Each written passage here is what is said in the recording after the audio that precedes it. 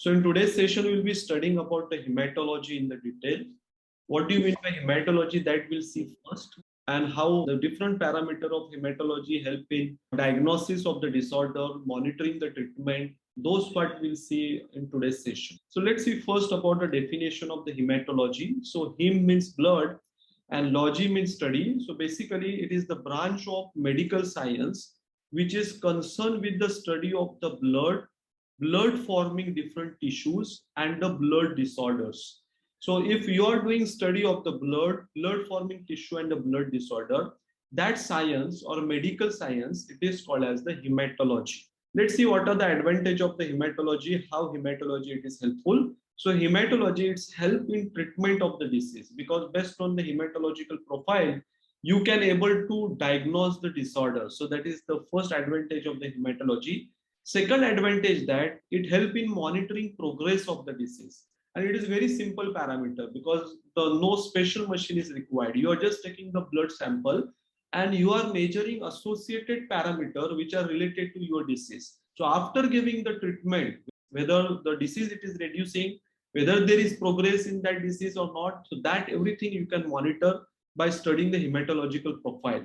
Likewise, prevention of the disease through early detection, it matters a lot, because many biomarkers which are present in the blood sample, they are marker for early detection of the any disorder. For example, there are many markers for the cancer, and if you just take the blood sample and you measure the level of the cancer related biomarker, or you have done the mammogram, okay, and you have measured all those cells which are related with the cancer stage, then it will decrease the risk of some common cancers in the woman. Otherwise, what happens once cancer reach to the advanced stage, so treatment it is very difficult, because reach to the advanced stage, after that the drug become least effective, and you have to give the high dose of the anti-cancer drug. You sometimes you have to move from the chemotherapy to the radiation therapy as well, which having very severe complication in the patient. So if you can able to detect those biomarker at the early stage, then it decreases the risk of many cancer, even in case of the woman. Likewise, it helps in determining the disease in the future by examining the cholesterol level. So by examining the cholesterol level, you can predict the heart risk, because increase in cholesterol, it is risky in case of the patient having the heart disease. Or if you have monitor, you are not suffering from very severe symptom of the heart disease, but at this level you have only slight or mild symptom of the heart disease, and you went through the blood testing and you have observed that there is increase in cholesterol level. So you can able to control it at this level, so there will not be blockage or myocardial infarction in the future. So examining cholesterol level can also reduce the risk of the heart attack. Likewise, the risk of many inherited conditions like familiar based cancer, it can also be identified with the help of the hematology. In addition to this, it helps in supporting the research into the new treatments and the safety of the treatment and the procedure, because all the new treatments or maybe the safety protocols which is related to the research, it's based on the parameter of the blood. So you observe the blood sample and you interpret that result of the new drugs, how it is working, how it is effective, what is the effect of the drug on different blood cells like the RBCs, WBC, so that you monitor, and based on that you can predict how much is the risk to the patient. For example, there are the drug which produces the neutropenia, reducing count of the neutrophils. There are the drug which produces the leukopenia, that is reducing count of the WBCs or leukocytes, and the reduce in count of the leukocyte is very severe adverse effect. Reason is that WBC count, if goes below the normal, it will compromise the immune system of the patient. So you cannot afford that drug causing this symptom. So if you can measure this effect, you will come to know that yes, it has no any effect on the leukocyte. It means the drug it is safe. So safety you can measure by measuring different blood cells or different hematological profiles. So these are the advantage of the, especially of the hematology, or performing diagnostic test by measuring the different level of the different cells in the blood. Next part, it is the what are the different tests which are included in the hematology. So we'll see one by one different tests of the hematology. We'll try to cover at least some important tests related to blood. So first study, it is the total hemoglobin, that is also called as the HB level. So it is a very important parameter related to blood, and it is a test specially used for estimating quantity of the hemoglobin in the blood. You are basically measuring the hemoglobin or the heme which is present in the blood. Basically the heme, it is the pigment, and the red color which is there to the RBCs, red blood cells or the erythrocyte, it is due to presence of this heme pigment. So heme consists of two parts. One, it is the protein, that is the globin, and the heme, it is the pigment, and together it become a hemoglobin. So it is pigmented form of the protein, so that is called as the hemoglobin. And this hemoglobin, it is attached to the erythrocyte, and all erythrocytes, they are red in color due to presence of the hemoglobin. Okay, now what is the role of this hemoglobin, that you must understand. It is responsible for carrying oxygen in the blood, and oxygen, it is very important, especially to provide life to our body. Without oxygen, there will be the possibility of the necrosis of the cell. So if there is no oxygen at particular organ, that organ, it will die, or that cell become necrotized. So this oxygen, whatever you breathe, it goes into the blood and it is absorbed by the hemoglobin, and it is delivered to the different body cells and the part through hemoglobin. So it carries very important role in our body. So these are the normal values, especially in case of the male, about 12 to 17 gram per 100 ml. Female, it is 11 to 15 gram per 100 ml. So these are the normal value. Any deviation in the normal value, that indicates some disorder in that particular patient. For example, in case of the low level of the hemoglobin, so low level of hemoglobin is well known for the anemia. So anemia, it is the disease related to blood, which can be simply diagnosed by measuring the level of the hemoglobin. So low hemoglobin level indicate presence of the anemia. In addition to this, though HB results are highly reliant on the total number of the RBCs, because the hemoglobin is the pigment, it is attached to the RBCs, and if hemoglobin it is less, so there must be also reduction in the RBC. Although the HB level result are highly reliant to the total number of the RBC, it can also be said that for diagnosing the anemia, you also need to count number of the RBCs. Okay, so that is also an essential parameter as compared to the hemoglobin level. So both hemoglobin and the measuring the number of the RBCs you can go for, in order to properly predict the disease, in order to properly diagnose the disease. So you will be measuring hemoglobin, you are also measuring the RBC. If hemoglobin level is less, so it is logically predicted that RBC level, it is also going to be less. But sometimes it doesn't happen. Sometimes hemoglobin level it is less, but volume of RBC it is more. So that may also possible in case of the certain disorder. So these are the different types of hemoglobin we can measure in our body. For example, HbA, HbA2. So these are different isoform of the hemoglobin. Then HbS, HbC, and HbC. And whatever level mentioned over here, it is the normal level. For example, HbA, the normal level, it is 95 to 100%. So anything which is going below 95 to 100, that indicates certain kind of the disorder. So we'll take just one example of this. In case of the beta thalassemia, which is of the minor case, if HbA2 isoform, if the level it is found to between 4 to 5.8%, that indicate that patient may be suffering from beta thalassemia with having the severity of the minor. So minor severity, beta thalassemia. If it is between 1.5 to 3, so you can see the count, it is further reduced. That indicate that patient may be suffer from beta thalassemia with the major severity, very severe kind of the beta thalassemia. So likewise, there is count for the different count for the HbF, homozygous HbS, HbC, and HbC, and that indicates certain kind of the disorder. So based on this different isoform of the hemoglobin, you can able to diagnose different type of the disorders related to the blood. So this is just charts in detail you can go through. We'll be sending you a notes. In addition to this, the next parameter, it is hematocrit. In case of the hematocrits, it is basically the estimate of percentage by volume of RBC are present in whole blood sample. For example, if you have collected the blood sample of the 10 ml, आपने 10 ml का blood sample collect किया है, उस 10 ml sample में suppose if there is only 5 ml is your RBCs or blood cell are present, okay? So what it indicate, how much percentage is there? It means that it is out of 10 or only 50 percentage. Okay, out of 10 ml, only 5 ml is your volume of the RBCs. So that indicate that the hematocrits, it is 50%. Isn't it? Hope you understood the definition of the hematocrit. So it is the percentage by volume of RBCs are present in the whole blood sample. So how you are counting the hematocrit?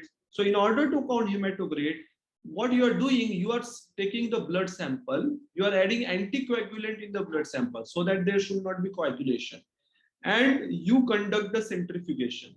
What happened after centrifugation? All cells, they settle down at the bottom, and only the liquid part, it's remain on upper side. Now whatever cells are settled down, that volume you can measure. Okay, there is measuring cylinder, or there is sometimes it is very small pipette also.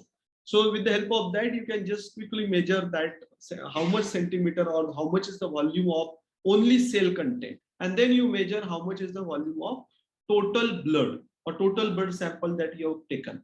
Based on that, you can easily measure the hematocrit. So these are the normal values of the hematocrit. It must be actually 40 to 50% in case of the normal patient. This is in case of the female, that is 37 to 47%. So slightly 3-4% it is less as compared to the male. Let's see what are the clinical implications and how you can interpret the different disorder by measuring the hematocrits. So if HCT value or hematocrit value is abnormal, the RBC count may also abnormal. So if you measure the hematocrits value, it gives you indirect estimation of RBC count as well, because it measures volume of the blood cell. So RBC, number of RBCs are less, obviously volume it is going to reduce. So if the hematocrit value is abnormal, the RBC count may also be abnormal. If the RBC count, if it is normal, now suppose RBC count it is coming normal, but the hematocrit value it is abnormal. So what indicate in this condition? In this case, it indicate that average size of RBC will possibly too small. So that indicate that hematocrit में RBC तो है, because RBC count normal है, but HCT count abnormal है. What it means? It means that the RBC का size छोटा है. Number of RBCs are normal, but size of RBC it is less. Okay, so that is also one of the indication of if the RBC count, if it is not in proportionate with the HCT count or hematocrit count. So that is what you can predict based on this data. So in case of different clinical condition like shock, dehydration, so especially it is very common in case of the summer, and if someone is not drinking enough amount of the water, then in case of the hemorrhage, if there is lots of loss of the blood, or if there is excessive IV fluid administration, अगर ज़्यादा IV fluid administer किया है, so in that case volume of blood will increase, but normal of RBC they are going to remain the same. So due to that, there will be decrease in value of the HCT or the hematocrits. So if HCT level it is decreased, you cannot directly say that patient is suffering from hemorrhage. Okay, you cannot directly say that it is due to dehydration, or you cannot say directly that it may be due to excessive IV fluid administration. So you need to verify the association between the hematocrits and whether patient is really suffering from shock, whether he really have the dehydration, whether patient have really some symptom of the hemorrhage. Maybe how you can identify internal hemorrhage. So internal hemorrhage can be identified by the hematuria, that is blood in the urine, or maybe the blood flowing through the nasal cavity, isn't it? So or maybe there will be the blood sometime in the stool if there is hemorrhage in your digestive system. So this hematocrit level along with some symptoms, okay, you can try to link with particular disorder. So as such, only level of the hematocrit, it is not a direct indication of any one disease. अगर hematocrit का level low है तो आप directly नहीं बोल सकते हो कि ये disease है. For example, in case of the diabetes, if the blood glucose level it is high, you can confirm that the patient is suffering from diabetes. Hope all of you are agree. But here, based on only HCT level, you cannot say that patient is suffering from particular disorder. So you have to link the level of the hematocrits, the number of the hematocrits, the value of the hematocrits with different sign and symptom in order to actually diagnose the disorder. So this is related to the hematocrits. Next important blood cells which give indication of many disorders, it is the red blood cell count. So you can measure it. It is the count of actual or estimated number of the RBC in per cubic mm of whole blood. I think you already did this practical in anatomy physiology subject or maybe the HEP subject. So you are going to measure number of the RBC in per cubic mm of the whole blood. So there was a newborn chambers you might have used to calculate number of the RBCs. So you are going to count the RBCs in per cubic mm. So in that particular area, you have to measure it. So normal value are 4.5 to 6 million per cubic mm of the blood. In female, it is slightly low, 4.0 to 5.5 million per cubic mm of the blood. Let's see what is the clinical implication, how you can correlating with the different disorders. So RBC count, it is helpful for diagnosing the anemia and also the hemorrhage. Now, can anyone tell me in the chat box, anemia में क्या होगा और hemorrhage में क्या हो सकता? What will happen to the level of RBCs in case of the anemia as well as the hemorrhage? Does the number it is going to reduce or the number it is going to increase? Yes, quickly write in the chat box. Okay, very good. So roll number 39, 74, 38. Okay, so there's flood of the masses. So clearly indicate that the reduce in count of the RBC, which might be associated with either anemia or it might be associated with the hemorrhage. Now for anemia, you cannot see other symptom. Even you can see the symptom like eyelid up check kar sakte whether they are reddish or they are pinkish or they are completely white. So that completely indicate the different grade of the anemia. So physical symptom along with the hematological study will help you to confirm the disorder. Likewise, hemorrhage, suppose if the eyelids it is red in color, dark brown in color, or maybe the pinkish, so that indicates that patient having not so severe anemia. But if other symptoms are there, like bleeding वगैरह हो रहा है, so now it is confirmed that it is the hemorrhage. Okay, so this is how the data along with the symptom, or sometimes the single data can also help you to diagnose the disorder. So you can take the blood sample, maybe you can take the whole blood, you can take blood from the capillary, or you can take blood from veins also. So from any arteries, vein, from anywhere, if you collect the blood sample, if RBC count is red, less, so it is an indication of anemia or it is an indication of the hemorrhage. It can also be used for diagnosing different diseases in combination with other hematological tests. So maybe for just for anemia and hemorrhage, RBC count it is sufficient, might be sufficient. But in case of other diseases, RBC count plus some other tests will help you to confirm different type of the disorders. In addition to this, it provides indirect approximation of the hemoglobin level. You have not measured the hemoglobin level. You have measured the RBC. So count of RBC is less. Obviously, there should be the less amount of the hemoglobin. So you have not measured hemoglobin, but still you can say that since the number of RBCs are less, it means the patient will also going to have the less level of the hemoglobin. Now try to understand this, especially the concept of the corpuscles or corpuscles. So why? Because sometimes you are not measuring directly RBC, but you measure the red blood corpuscles. So there are so many reports. If you see the CBC report में RBC भी count होगा, plus there is also count of the red blood corpuscles. So what is the difference between RBC and the red blood corpuscles? The RBC, when there will be removal of the nucleus from the RBC, now whatever remains, okay, those are actually red blood cells. But when nucleus it is removed from the RBC, now those cells are called as the corpuscles. So at present, if you take any blood sample, so some of the RBC are actual RBCs, which having the nucleus. They are nucleated RBCs. And there are some RBCs which are non-nucleated. So all those which are nucleated, you count it as RBC. Whereas all those which are non-nucleated, you are counting it as a red blood corpuscles. Hope it is clear to you. So RBCs are nucleated, red blood corpuscles are the non-nucleated in nature. So the word corpuscle show that it is a mature RBC, because you know that when RBC it is immature, it having the large size and it having the nucleus. But when RBC become mature, so what change occur in RBC? The RBC becomes small and there is no nucleus inside the RBC. So you must remember. So the word corpuscle show that it is mature form of the RBC.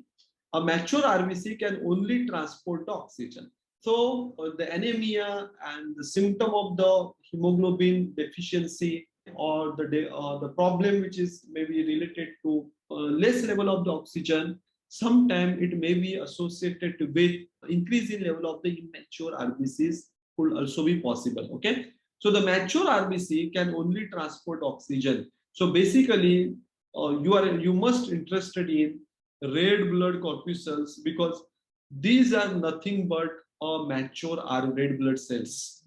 So an immature RBC, after getting mature, they loses its nucleus. So that's what I have mentioned, and is no longer termed as a cell, but it is termed as a corpuscles. So there are two features of corpuscles. One feature is that it is a mature RBC. Second feature is that it does not having the nucleus, and it is very important that because it carries or it transports the oxygen. So corpuscles are more important as compared to immature red blood cells. So sometime in the complete blood count, you are interested in the both the count of the RBCs as well as corpuscles. Hope it is clear to you. Next part, or the next hematological parameter, it is the red cell indices, and it is also called as a Wintrobe indices. So it is report of specific characteristics of the RBC. So for example, if there is presence of abnormal finding, the anemia can be described as a macrocytics, microcytics, and hypochromic. Can anyone tell me amongst the micro and micro, what will be the difference? Anyone? Now here you are measure the size. Just quickly write in the chat box. What could be the difference between the macrocytic and microcytic? Very good. 74 has mentioned that macro means large. Now macro means large, it means it is immature or mature form of the RBC. Just now we have discussed this concept. So macro basically these are immature because RBC when mature उसका nucleus निकल जाता है और nucleus निकलने के वजह से what happen? The size of RBC is reduced. So basically macrocytic RBCs are immature one. Likewise, you don't want microcytic also. You want normal RBC. Microcytic means they are very small. Okay, that can also be possible.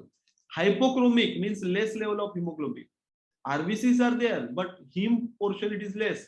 So they having the less red color. So these are called as hypochromic. Chrome means color. So with the help of Wintrobe indices, you can also study the specific characteristic of the RBC, and based on that you can predict different type of anemia that patient suffering from. Okay, so after this discovery, it is easy to determine the exact cause of the anemia. Now you know that the macro is also not good. Why? Because these are immature RBC, and we have seen the mature RBC can only transport oxygen. You don't want very small level of RBC also. You also don't want hypochromic type of the red blood cells. So based on these characteristics, maybe patient having the macrocytic anemia, patient might having microcytic anemia, or he might having the hypochromic anemia. So accordingly, once you diagnose, you can accordingly give treatment to that particular patient. So by using RBC indices or by using Wintrobe indices, the size and hemoglobin content of erythrocyte can be determined. And based on this, you can determine different kind of the disorders, or you can measure. Hope it is clear to you. Now quickly we'll go through this table. Now first you concentrate on this left-hand side column, where the definitions are given, different definitions are given. So if you see the CBC report, they also having this parameter like MCV, MCH, or MCHC. Now it is MCV. MCV, it is mean corpuscular volume. Okay, it basically represented average volume of the erythrocyte. Likewise, MCH, it is the mean corpuscular hemoglobin. Now it is not a volume, it is the mean corpuscular hemoglobin. How much is hemoglobin it is present? It is the basically weight of hemoglobin in average RBC. Then MCHC, it is mean corpuscular hemoglobin concentration. Now you can see all these parameters are different. Here you have measured the volume. Here you have measured the weight. यहाँ पे volume measure किया, यहाँ पे weight measure किया है. And here you have measured the concentration.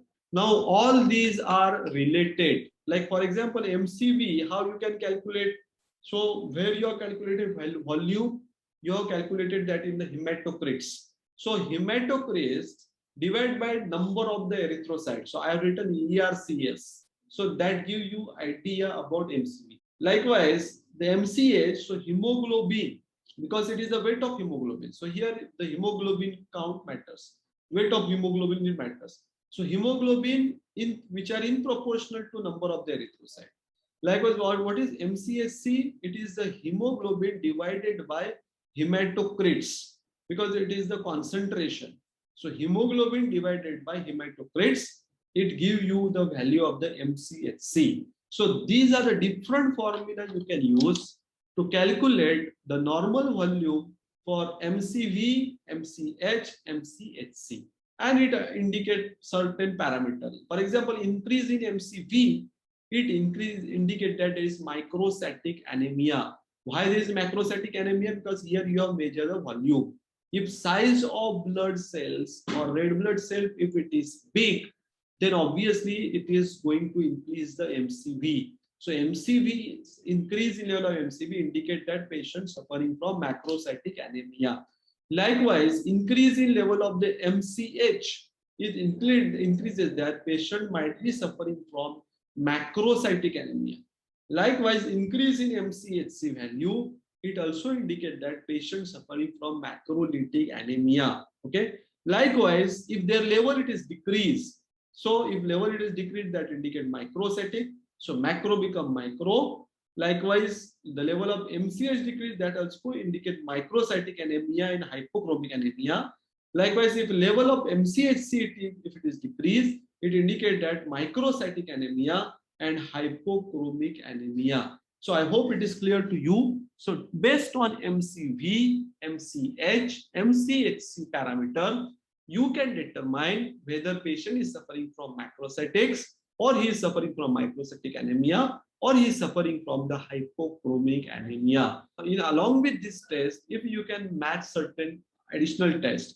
For example, in case of hypochromic anemia, you need to also observe about the color of the blood cell. So if the color, if it is not so intense, okay, faint hai thoda, as compared to the regular normal color, that clearly indicate that patient is suffering from hypochromic anemia. So these are the different erythrocyte indices. It is called the erythrocyte indices, or they are also called as the Wintrobe indices. So it gives you idea about different type of the disorders. Hope it is clear. So we have seen first hemoglobin, second we have studied about red blood cell. There we have also seen the corpuscles. Now we have studied about different parameters, the RBCs indices or Wintrobe indices, which consist of the MCV, then MCH and MCHV. Okay. So these are different parameters which help to diagnose different kind of the blood related disorder. Next one, it is reticulocyte count. Okay, reticulocyte, the count can also be measured, and it is also called as the retic count. Reticulocyte count, it is also called as the retic count. Now, what do you mean by reticulocyte? Now you have seen that there are some RBCs, they are mature in nature. Now just quickly write, just it is, let me check your understanding. So mature RBC are called as so and so. So क्या कहते हैं? What do you mean by mature RBC? Mature RBCs, they are called as, there is one word for that. Mature RBC, they are called as corpuscles. Now suppose RBCs are not mature. So you obviously at any given time, there could be two types of RBC. Some are immature and some are mature. So always there are two types of RBC seen in the blood. And there must be the normal level of all these type of different RBCs. So if you have performed the test, okay, and if you have measured the number of reticulocytes, those are immature RBCs in the blood cell, it also gives idea about certain kind of the disorder. For example, the normal value of the reticulocyte count, it is 1% of the normal RBC. It means 99% of the RBCs, they are mature. Only 1% of the RBC, they are immature in nature.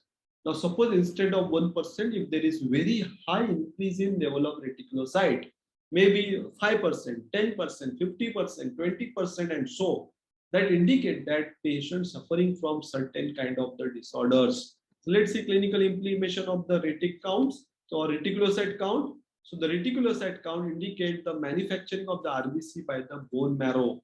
Okay. So if there is decrease in reticulocyte count, that indicate the depressed bone marrow function. Bone marrow का function depressed है. That is the reason the reticular count it is decreased. And the elevation of the reticulocyte above the normal, it indicates that the body it is reacting to different pathologies, like body having the hemorrhage. You might have suffered from hemorrhage and body is fighting with the hemorrhage. In that case also, there is elevation of level of the reticulocyte. Also in case of the anemia and in case of the other diseases, there could be the possibility of elevation level of reticulocyte. Hope it is clear. Likewise, the lower retic counts, it indicate patient may be suffer from anemia or any associated disorder. Next, there is a ferritin test. So what first we'll see what do you mean by ferritin. So ferritin, it is basically the chief iron storing protein. So basically it is the protein that store iron. Okay, so the protein that stores the iron, it is called as the ferritin. So it is found in the reticuloendothelial cell. So ferritins are always in reticulo, they are always present in reticuloendothelial cell.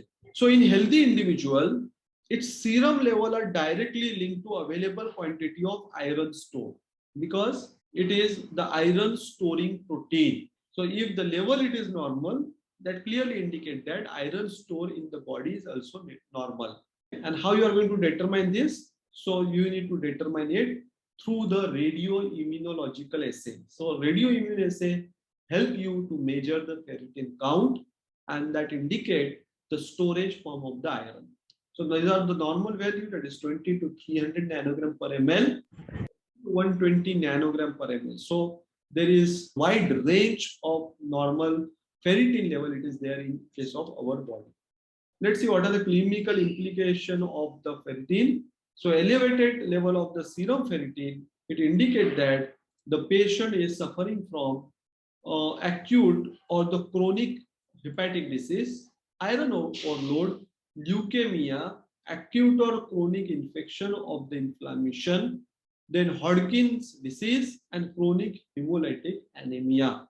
Likewise, minor elevation, it indicates a chronic renal disease in case of the patient. So based on hematological profiling, you can easily identify different kinds of the disorder which are associated with your blood sample. The next one, it is the erythrocyte sedimentation rate, and the name itself indicates that the rate at which erythrocytes are sediment from the blood. So it measures the time needed for erythrocyte from whole blood sample to settle at the bottom of vertical tubes.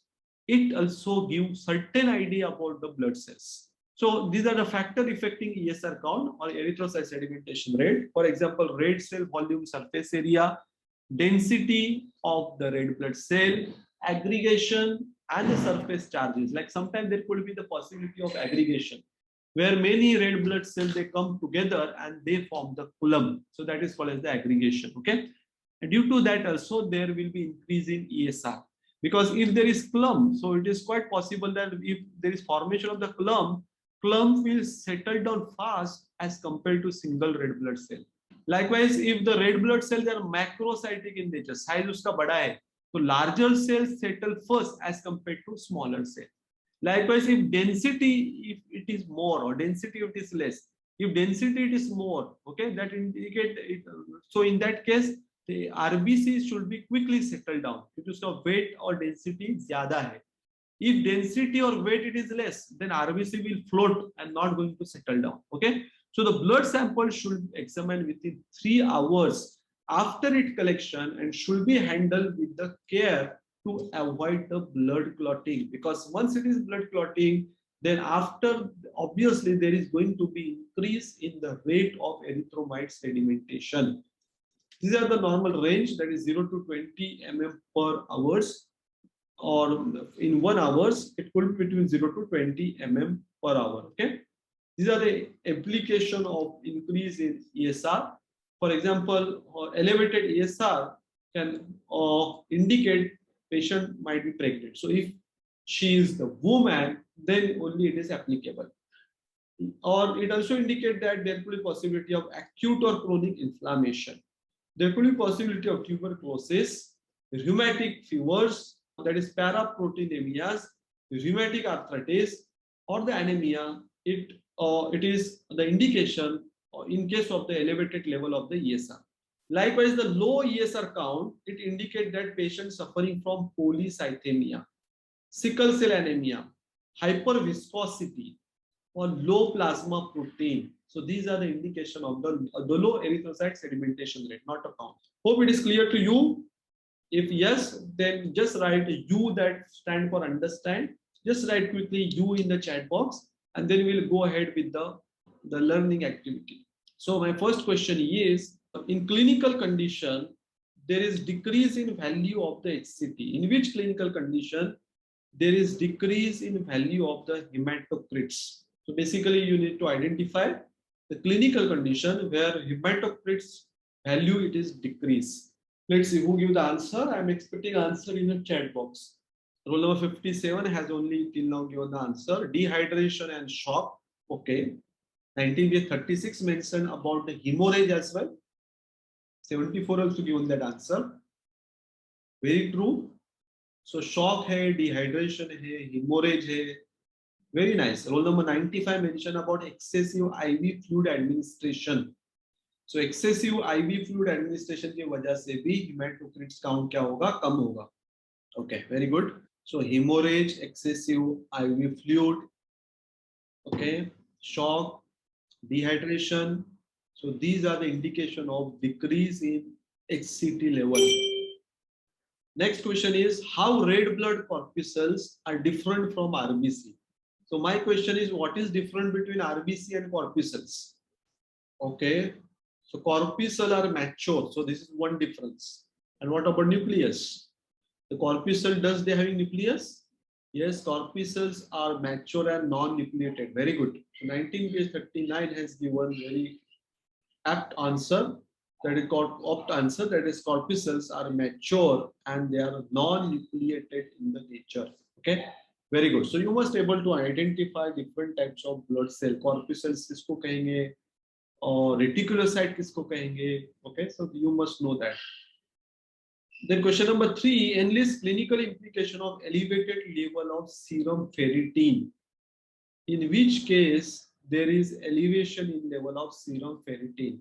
First of all, what is serum ferritin? So based on that, you will come to know that elevate, अगर इसका level elevate हुआ है, then which clinical implication it is. Okay, basically roll number 13 has mentioned that ferritin, it is storage of the iron. Okay, roll number 71, A1, 8.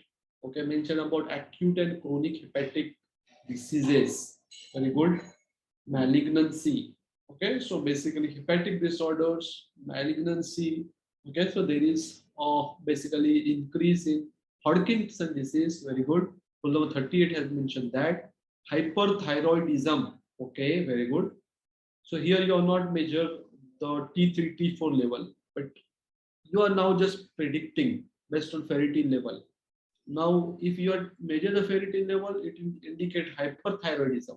Now you can go for hyperthyroidism. If it is positive, it means you are suffering from hyperthyroidism. If not, then it might be something else. Okay. So if you see in case of diagnosis, especially when you go to the doctor will not prescribe you single test. He may prescribe you sequence of tests, because some tests are related with another test. Maybe one test is not sufficient to confirm the disorder. So you have to undergo the series of tests so that easy diagnosis of the disorder can be possible. Okay. So now I have done with the part 1 of today's session.